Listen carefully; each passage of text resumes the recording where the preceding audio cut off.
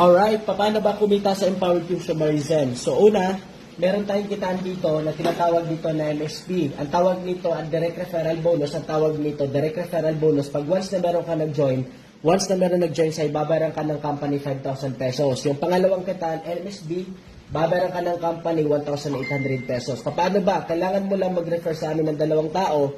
Case system, kaibigan ka, mag-anak, lahat na kakilala mo, refer mo sa amin tulad nito, kami magpapaliwanag. Okay, kunwari, this is you.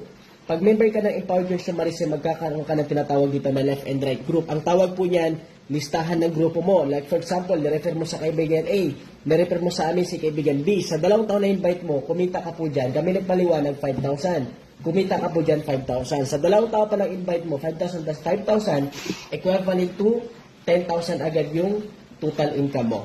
So, direct referral pa lang yan. Ngayon yung pangalawang kataan, MSB, match sales bonus 1.8. Sa B, pag nag-match left and right, automatic may 1.8 ka na naman. 1.8 plus 10,000 equivalent to 11,800 pesos. So, sobrang gandang-ganda. Kasi unang-una, kahit sabi natin kumita ka ng 11,800 pesos, sa loob ng isang buwan, ibig sabihin, kung kumikita ka sa OFW ng 20,000, total pala kinita mo is 31,000. Ibig sabihin, mas lamang ka pa rin sa ibang OFW. Alright? Ngayon, dito na lumalabas yung tinatawag natin na law of leveraging. Bakit? Si A and B mag-invite din ng dalawa kasi possible may kaibigan. Si B may-invite din ng dalawa kasi may dalawang kaibigan. Kumita din sila ng 11.8, same lang kayong tatlo. Ngayon, ang pinag-usapan dito, this is you.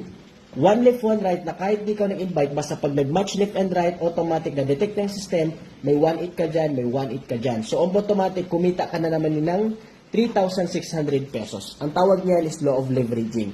Hanggang dumating sa point na kahit busy ka pero yung kaibigan ng Inbay may kaibigan din.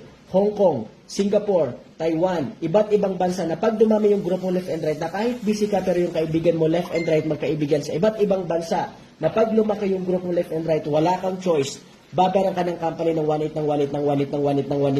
per day. Ang potential income per day is 28,800 pesos per day at 800,000 per month. Ganun po kasimple paano kumita sa Empowered Consumerism. Now, magkano ba talaga puna ng Empowered Consumerism? Ang puna ng Empowered Consumerism is only 18,999.